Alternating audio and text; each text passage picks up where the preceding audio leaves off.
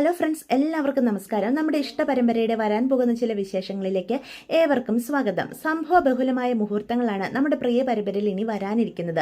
ജയബാലന്റെ ദുഷ്ടത്തരം അവരെല്ലാവരും തിരിച്ചറിയുകയും ജയബാലനിൽ നിന്ന് അവർക്ക് നഷ്ടപ്പെട്ട ഓരോന്നായിട്ട് വീണ്ടെടുക്കുന്നതുമൊക്കെ നമുക്ക് വരും എപ്പിസോഡുകളിൽ കാണാനായിട്ട് സാധിക്കും.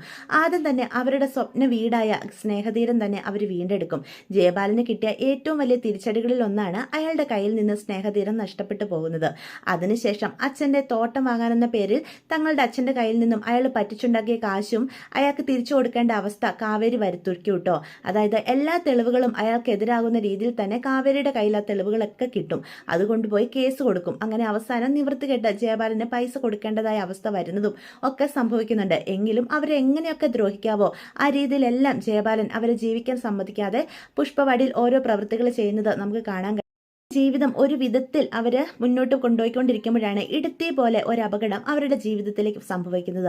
മറ്റൊന്നുമല്ല, പെട്ടെന്നൊരു ദിവസം നീള തലകറങ്ങി വീഴുക. ആ സമയത്ത് സ്നേഹതീരത്ത് ആരും ഉണ്ടായിരുന്നില്ല, യമുന ഒഴികെ. യമുനയാണ് നമ്മുടെ നിളക്കുട്ടിയായിട്ട് ഹോസ്പിറ്റലിലേക്ക് പോകുന്നത്. അപ്പോൾ വഴിവക്കിലൊക്കെ ഓരോ വണ്ടിക്ക് കൈ നീട്ടുന്നുണ്ടെങ്കിലും ആരും വണ്ടി നിർത്തുന്നില്ല. ആ സമയം ആ വഴി വരുന്ന നമ്മുടെ നരയൻ യമുനയെ സഹായിക്കുകയാണ്, അവരെ ഹോസ്പിറ്റലിൽ എത്തിക്കുകയാണ് കേട്ടോ. അപ്പോൾ യമുന നരനോട് നന്ദിയൊക്കെ പറയുന്നുണ്ട്. പക്ഷെ ഒരു നന്ദി സ്വീകരിക്കാതെ പെട്ടെന്ന് തന്നെ നരൻ അവിടുന്ന് പോകും. അപ്പം ഇതേ സമയം കാര്യങ്ങളൊക്കെ യമുന വഴി അറിയുന്ന ഗംഗയും കാവേരിയും കൂടി പെട്ടെന്ന് ഹോസ്പിറ്റലിലേക്ക് എത്തിച്ചേരുക. അപ്പോൾ ഡോക്ടറുടെ അവർ സംസാരിക്കും. അപ്പോൾ ഡോക്ടർ പറയും, പരിശോധനയിൽ ഈ കുട്ടിയുടെ ഹാർട്ടിന് ചെറിയ പ്രശ്നമുണ്ടെന്ന് കണ്ടെത്താൻ കഴിഞ്ഞത്. ഒരു ഓപ്പറേഷൻ ചെയ്താൽ പൂർണ്ണമായിട്ടും ഭേദമാവുകയും ചെയ്യും, പേടിക്കേണ്ട കാര്യമൊന്നുമില്ല. പക്ഷേ ഈ ഹോസ്പിറ്റലിൽ അതിനുള്ള ഫെസിലിറ്റി ഇല്ല. നിങ്ങൾ ഏതെങ്കിലും നല്ല ഹോസ്പിറ്റലിലേക്ക് മാറണം എന്ന് പറയാണ് കേട്ടോ. ഉടനെ തന്നെ സർജറി ചെയ്യേണ്ടതായിട്ടുമുണ്ട്. അപ്പോൾ ഇത് കേൾക്കുന്ന കുടുംബാംഗങ്ങൾ ആകെ തകർന്നിരിക്കുകയാണ് കേട്ടോ. അപ്പോൾ വീട്ടിൽ തന്നെ ശാരദയോടും ഈ കാര്യങ്ങളൊക്കെ അറിയിക്കുക. അപ്പം നിലയുടെ ഈ അവസ്ഥ അറിയുന്ന ശാരദ ആകെ തകർന്നു പോവാണ്. അമ്മ ഇങ്ങനെ തകർന്നിരിക്കുകയല്ല വേണ്ടത്, നമുക്ക് നിലയെ എത്രയും പെട്ടെന്ന് നല്ല ഹോസ്പിറ്റലിലേക്ക് മാറ്റണം. നമ്മുടെ ഈ പുഷ്പവാടിയിൽ അതിനുള്ള സൗകര്യമോ സാഹചര്യമോ ഒന്നുമില്ല. അതുകൊണ്ട് നഗരത്തിലെ ഏതെങ്കിലും വലിയൊരു ഹോസ്പിറ്റലിലേക്ക് മാറണമെന്നാണ് ആ ഡോക്ടറും പറഞ്ഞിരിക്കുന്നത്. നമ്മൾ ഇവിടുന്ന് പോകുവാന്നൊക്കെ വെച്ചാൽ ഓപ്പറേഷത്തിന് ശേഷവും കുറച്ചുനാൾ അവിടെ ജീവിക്കേണ്ടി വരില്ലേ മോളെ എന്നപ്പോൾ ശാരദ ചോദിക്കുക. അപ്പോൾ കാവേരി പറയും, അതെ അമ്മേ, കുറച്ചു കാലം നമുക്ക് അവിടെ ജീവിക്കേണ്ടി വരും. നമ്മുടെ നില പൂർണ്ണമായിട്ട് ഭേദമായതിനു ശേഷം മാത്രമേ നമുക്ക് തിരിച്ചു വരാൻ പറ്റുള്ളൂ എന്ന് പറയണം. അല്ലെങ്കിൽ നമുക്ക് അത് നല്ല നഗരമാണ്, അവിടെ തന്നെ അങ്ങ് ജീവിച്ചാൽ എന്താ എന്ന് ചോദിക്കുക.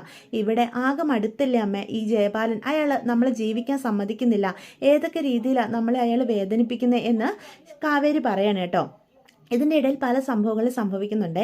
നമ്മുടെ നിവിനും കാവേരിയും തമ്മിൽ പ്രണയത്തിലാവുകയും ആ സ്നേഹബന്ധം ജയബാലൻ അറിയുകയും കാവേരിയെ ഒരുപാട് മാനസികമായി തകർത്തുന്ന സംഭവങ്ങൾ ഇതിനിടയിൽ സംഭവിക്കുന്നുണ്ട്. അതുകൊണ്ടൊക്കെ തന്നെ നമ്മുടെ നിവിനോടുള്ള പ്രണയം നമ്മുടെ കാവേരിക്ക് മനസ്സിൽ ഒളിപ്പിക്കേണ്ടതായിട്ട് വരിക. അതുകൊണ്ട് ഈ നാട് അവൾ ആകെ വെറുത്തുപോയി. അതുപോലെ യമുനയുടെ കാര്യവും വളരെ കഷ്ടത്തിലാണ്. നമ്മുടെ വിശാല് കോളേജിൽ വെച്ച് അവളെ അപമാനിക്കുകയും കോളേജിൽ പോലും പോകാൻ പറ്റാത്ത അവസ്ഥയിൽ എത്തിക്കുകയൊക്കെ ചെയ്യുന്നുണ്ട്.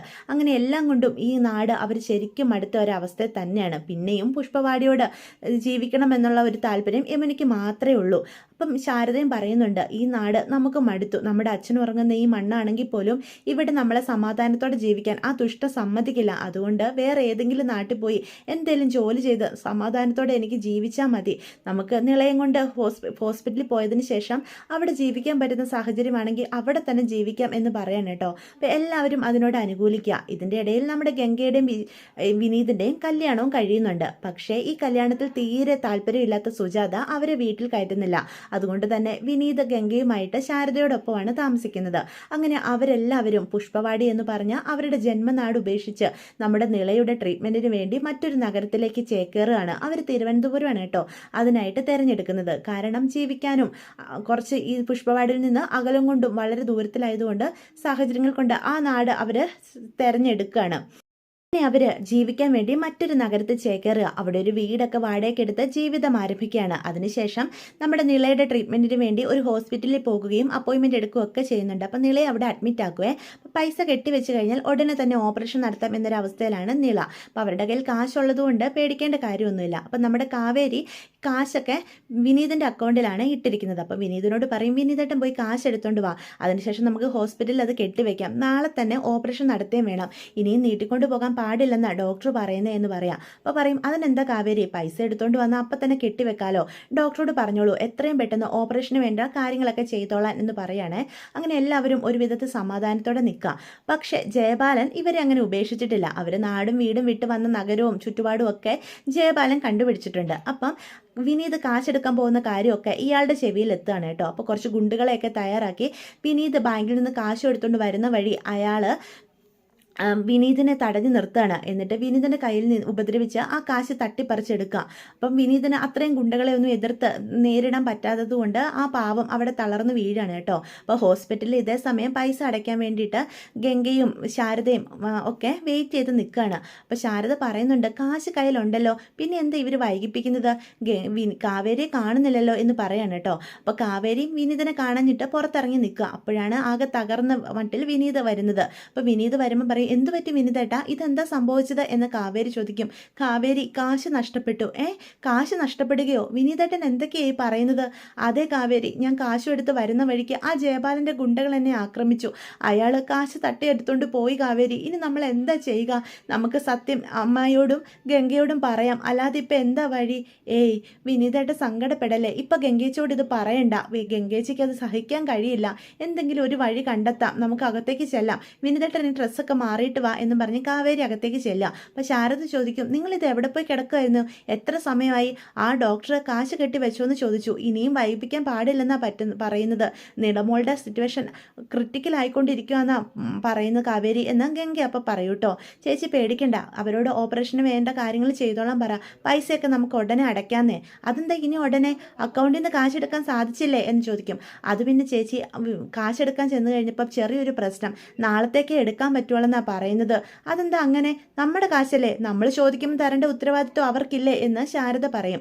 അപ്പം കാവേരി പറയും അമ്മ ബാങ്കിലെ കാര്യങ്ങളൊക്കെ അല്ലേ അമ്മേ, നമ്മുടെ ഇഷ്ടത്തിനനുസരിച്ച് ഒന്നും നടക്കില്ലല്ലോ, ഞാൻ ഡോക്ടറോട് കയറി സംസാരിച്ചോളാം എന്ന് പറഞ്ഞ് കാവേരി മാനേജ്മെൻറ്റിനോടും ഡോക്ടറോടും ഒക്കെ ഇതിനെപ്പറ്റി സംസാരിക്കുകയാണ് കേട്ടോ. അപ്പോൾ ഒരു ദിവസത്തെ സാവകാശം കൂടി അവർക്ക് കിട്ടുകയാണ്. അപ്പം പിറ്റേ ദിവസം രാവിലെ നമ്മുടെ നിലയുടെ ഓപ്പറേഷൻ നടത്താനായിട്ട് തീരുമാനിക്കുക. എന്ത് ചെയ്യണമെന്നറിയാതെ കാവേരി ആകെ തകർന്ന് നിൽക്കുക. അപ്പം വിനീത് അങ്ങോട്ട് വരിക. കാവേരിയുടെ അവസ്ഥ കാണുമ്പോൾ വിനീതിനും എന്ത് ചെയ്യണമെന്ന് അറിയത്തില്ല. അപ്പോൾ വിനീത് ചോദിക്കും കാവേരിയുടെ അടുത്ത് വന്ന് നമ്മളിനി എന്താ മോളെ ചെയ്യുക, നമുക്ക് സത്യം ഇവരെ അറിയിച്ചാലോ? എന്തിനാ വിനീതേട്ടാ ഇവർക്കും കൂടി വെറുതെ സമാധാനക്കേടാക്കുന്നത്? നമ്മൾ അറിഞ്ഞ കാര്യം നമ്മുടെ മനസ്സിൽ നിൽക്കട്ടെ. എൻ്റെ 2-3 കൂട്ടുകാരികളുണ്ട് ഇവിടെ, ഞാൻ അവരോടൊക്കെ ഒന്ന് സഹായം ചോദിച്ചു നോക്കട്ടെ, ആരെങ്കിലും എന്തെങ്കിലും ഒരു വഴി കാണിക്കാതിരിക്കില്ല എന്ന് പറയാണ്. അപ്പോൾ വിനീത് പറയും വേണ്ട മോളെ, 7 ലക്ഷം രൂപയോളം ഉണ്ടായിരുന്നു, അതിൽ അത്രയും വലിയ തുകയൊക്കെ നിന്നോണ്ട് എങ്ങനെ ഉണ്ടാക്കാനായിട്ട് സാധിക്കും? ഗംഗ എന്നെ വെറുത്താലും വേണ്ടില്ല, സത്യാവസ്ഥ അവരെ അറിയിക്കാം എന്ന് പറയാം. ഇപ്പം അതൊന്നും പറയണ്ട, വിനീതേട്ടനെ സമാധാനിപ്പിക്കാൻ പറ്റുന്നൊരവസ്ഥയിലല്ല ഞാൻ. എങ്കിലും വിനീതേട്ടൻ ഞാൻ ഇവിടെ വരാതെ ഒരു പ്രവൃത്തിയും ചെയ്യരുത്, നമുക്കിടെ മുന്നിൽ എന്തെങ്കിലും ഒരു വഴി തെളിയും, അതിനുശേഷം ഗംഗേച്ചിയെ കാര്യങ്ങളൊക്കെ അറിയിക്കാവുള്ളൂ എന്നും പറഞ്ഞ് കാവേരി അവിടെ നിന്ന് അങ്ങോട്ട് പോവാണ് കേട്ടോ. എന്നിട്ട് ആകെ തകർന്ന കാവേരി എന്ത് ചെയ്യണമെന്നറിയാതെ ഇങ്ങനെ നടക്കാം.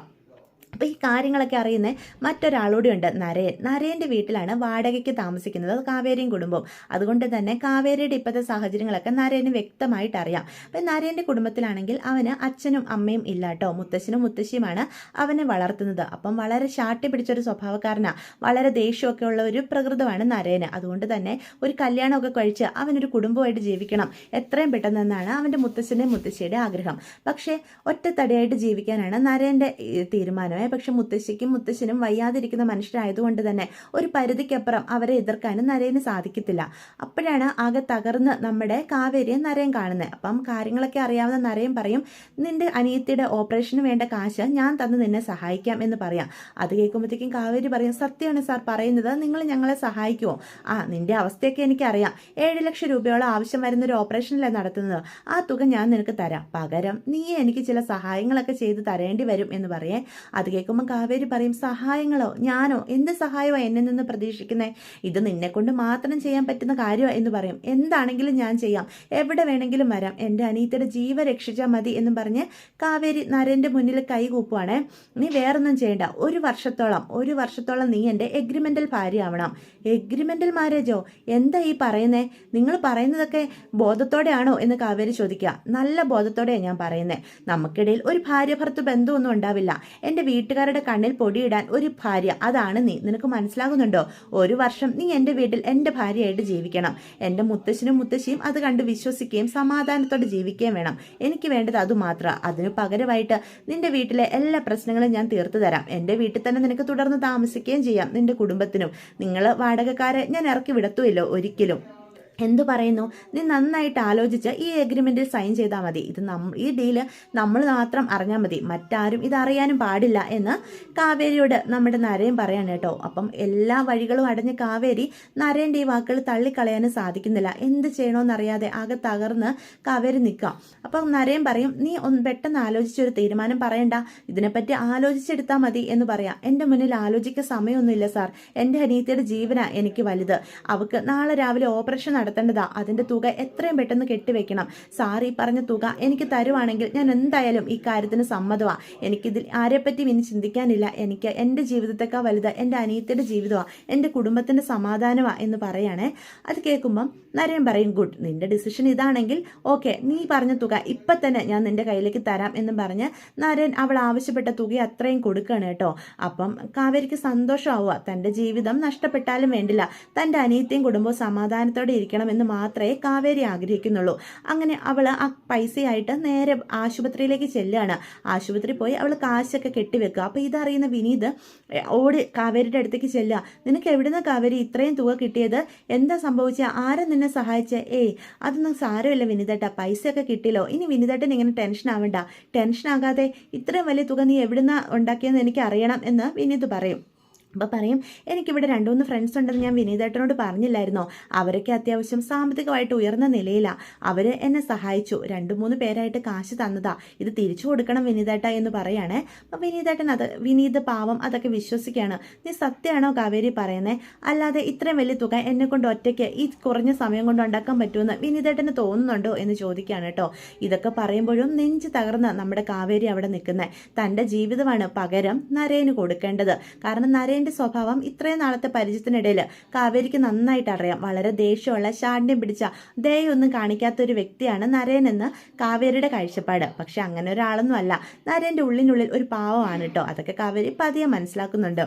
അപ്പം പൈസയൊക്കെ കെട്ടിവെക്കുമ്പോൾ ശാരദയ്ക്കും ഗംഗയ്ക്കും സമാധാനം ആവുക. അപ്പം ശാരദ വന്ന് പറയുന്നുണ്ട്, എനിക്കിപ്പോഴാണ് മോളെ ശ്വാസം ഒന്ന് നേരെ വിട്ടത്. ഓരോ നിമിഷവും അവർ നമ്മുടെ നിലയുടെ അവസ്ഥ കൂടുതലാ, ക്രിട്ടിക്കലാ എന്നൊക്കെ പറയുമ്പം എനിക്ക് നെഞ്ചുരുകുമായിരുന്നു. എൻ്റെ കുഞ്ഞിന് എന്തെങ്കിലും സംഭവിച്ചിട്ട് പിന്നെ അമ്മയായ ഞാൻ ജീവിച്ചിരുന്നിട്ട് വല്ല കാര്യമുണ്ടോ? ഈ ബാങ്കുകാരൊക്കെ ഇങ്ങനെ തുടങ്ങിയാൽ എന്താ ചെയ്യുക? അവർക്ക് കാശൊക്കെ സമയത്തിന് തന്നാൽ എന്താ? നമ്മുടെ സ്വന്തം കാശല്ലേ നമ്മൾ ചോദിക്കുന്നത് എന്ന് പറയാം. അത് കേൾക്കുമ്പോഴത്തേക്കും വിനീത് പറയും, അമ്മായി, ബാങ്കിൻ്റെ കാര്യങ്ങളൊക്കെ ഇങ്ങനെയാ. അവർക്ക് അവരുടേതായ കുറേ പ്രൊസീജിയറും നിയമങ്ങളും ഒക്കെ ഉണ്ട് അമ്മായി. നമ്മൾ പറയുമ്പം എടുത്ത് അവർ കാശൊന്നും തരത്തില്ല എന്ന് പറയാണ്. അപ്പം ഗംഗ പറയും, അമ്മ ഇങ്ങനെ ടെൻഷൻ ആവാതെ, പൈസയൊക്കെ കെട്ടിവെച്ചല്ലോ. ഇനിയിപ്പം നമ്മുടെ നിളമോളുടെ ഓപ്പറേഷനും കഴിയും. ഓപ്പറേഷൻ കഴിയുമ്പം ഇങ്ങനെ കരഞ്ഞിരിക്കുന്ന അമ്മയല്ല അവൾ കാണേണ്ടത്. അമ്മ വളരെ സന്തോഷത്തോടു കൂടെ നിൽക്കേണ്ടതാ നമ്മുടെ മോള് കാണണ്ടേ എന്ന് പറയണം. അത്രേ ഉള്ളൂ എന്ന് പറഞ്ഞ് ശാരദ കണ്ണൊക്കെ തുടയ്ക്കുവാണേ. അപ്പോൾ പെട്ടെന്ന് നരേൻ നമ്മുടെ കാവേരിയെ ഫോണിലേക്ക് വിളിക്കാം. അപ്പോൾ കാവേരി മാറി നിന്ന് സംസാരിക്കാം. നീ കാശ് മേടിച്ചങ്ങോട്ട് പോയതാണോ എന്ന് ചോദിക്കുകയാണ്. അപ്പോൾ കാവേരി പറയും, ഇല്ല സാർ, ഞാൻ തന്ന വാക്ക് ഒരിക്കലും മാറ്റില്ല. ഇപ്പം തന്നെ ഞാൻ ഇറങ്ങാം. എൻ്റെ അനിയത്തിയുടെ ഓപ്പറേഷൻ ഒന്ന് കഴിഞ്ഞ് അവളുടെ മുഖം ഒന്ന് കാണാനുള്ള സാവകാശം എനിക്ക് തരുമോ എന്ന് ചോദിക്കാം. അപ്പം നരേൻ അതിനെ സമ്മതിക്കുക. നാളെ രാവിലെ തന്നെ ഓപ്പറേഷന് ശേഷം നീ എൻ്റെ അടുത്തേക്ക് എത്തിയേക്കണം എന്ന് പറയാണ് കേട്ടോ. അപ്പം നിലയുടെ ഓപ്പറേഷൻ കഴിഞ്ഞ് അവളെ ഒരു നോക്ക് കണ്ടതിന് ശേഷം കാവേരി അവിടുന്ന് പോവുക. അപ്പോൾ ആ തിരക്കിനിടയിൽ കാവേരി മിസ്സായത് ആരും പെട്ടെന്ന് ശ്രദ്ധിക്കുന്നു ഇല്ല. അപ്പൊ കാവേരി നേരെ നരന്റെ അടുത്തേക്കാണ് ചെല്ലുന്നത്. അപ്പൊ നരൻ അവിടെ എഗ്രിമെന്റ് ഒക്കെ തയ്യാറാക്കി കാവേരിയും കാത്തിരിക്കുക. അപ്പോൾ 1 വർഷം മാത്രം ബന്ധമുള്ള ഒരു ഭാര്യയായി മാറാൻ അവൾ മനസ്സുകൊണ്ട് തയ്യാറായി എടുക്കുകയാണ്. അവൾ അതിൽ ഒപ്പിട്ട് കൊടുക്കുകയാണ് കേട്ടോ. നരൻ എഴുതിയുണ്ടാക്കിയ നിബന്ധനകളെല്ലാം വായിച്ചു നോക്കാൻ നരൻ പറയാം. അപ്പോൾ പറയും, എനിക്കിതൊന്നും വായിച്ചു നോക്കണ്ട, എന്താണേലും ഇതൊന്നും എന്നെ ബാധിക്കാൻ പോകുന്ന കാര്യങ്ങളുമല്ല. ഞാൻ നിങ്ങൾക്കൊരു വാക്ക് തന്നിരുന്നു. നിങ്ങൾ പറഞ്ഞ പോലെ 1 വർഷത്തേക്ക് നിങ്ങളുടെ ഭാര്യയായി ജീവിക്കാമെന്ന്. അതിനെനിക്ക് സമ്മതമാണ്. അതിനെവിടെ വേണേലും ഞാൻ ഒപ്പിട്ട് തരാം എന്ന് പറയാണ് കേട്ടോ. അങ്ങനെ ഒപ്പിട്ട് കൊടുക്കുകയാണ്. അങ്ങനെ എല്ലാവരുടെയും കണ്ണി പൊടിയിടാനായിട്ട് ഒരു അമ്പലത്തിൽ പോയി അവർ ചെറുതായിട്ട് താലികെട്ടും നടത്തുകയാണ്. അപ്പം ഇതൊക്കെ നടത്തുമ്പോൾ നമ്മുടെ കാവേരിയുടെ കണ്ണ് നിറഞ്ഞൊഴുകുക. തൻ്റെ വീട്ടുകാരെ ഇതൊക്കെ അറിയുമ്പം ഒരിക്കലും തന്നോട് ക്ഷമിക്കത്തില്ല, അവരോട് സത്യങ്ങൾ ഒരിക്കലും പറയാനും പറ്റില്ലല്ലോ എന്ന് കരുതി നെഞ്ച് നീറുകയാണ് ആ പാവത്തിൻ്റെ. പക്ഷേ നരേൻ വളരെ സന്തോഷത്തിലാണ്. മുത്തശ്ശിയെയും തൽക്കാലത്തേക്ക് ഒന്ന് അഡ്ജസ്റ്റ് ചെയ്ത് നിർത്താൻ ഈ കല്യാണം മതിയാകും എന്ന് അവൻ തീരുമാനിക്കുകയാണ് കേട്ടോ. അപ്പം ഓപ്പറേഷനൊക്കെ കഴിഞ്ഞ് നമ്മുടെ നമ്മുടെ നിളക്കുട്ടിയായിട്ട് സംസാരിച്ചതിന് ശേഷം ശാരദ പെട്ടെന്ന് കാവേരി അവിടെ കാണുന്നില്ലല്ലോ എന്ന് ശ്രദ്ധിക്കുന്നത്. അപ്പം ഗംഗയോട് ചോദിക്കും, കാവേരി എന്തിയെ, അവൾ കുറച്ച് സമയമായിട്ട് കാണുന്നില്ലല്ലോ. ശരിയാണല്ലോ, കാവേരിയെ കാണുന്നില്ലല്ലോ എന്നും പറഞ്ഞ് വിനീതിനോട് ചോദിക്കാം. അപ്പം വിനീതും പെട്ടെന്ന് പേടിക്ക് പോവാണ് കേട്ടോ. കാവേരി ആ കാശ് കൊണ്ട് അടച്ചതും അതിനുശേഷം അവളുടെ മിസ്സിങ്ങും എല്ലാം കൂടി നമ്മുടെ വിനീതനാകെ ടെൻഷൻ ആവുക. ഞാൻ കാരണമാണോ കാവേരിക്ക് ഈ അവസ്ഥകളൊക്കെ ഉണ്ടായത്, അവൾക്ക് എന്തെങ്കിലും അപകടം സംഭവിച്ചോ, അവൾ ആരുടെ കയ്യിൽ നിന്നായിരിക്കും കാശ് മേടിച്ചത് എന്നിങ്ങനെയുള്ള ചിന്തകളെല്ലാം നമ്മുടെ വിനീതന്റെ മനസ്സിലേക്ക് വരും.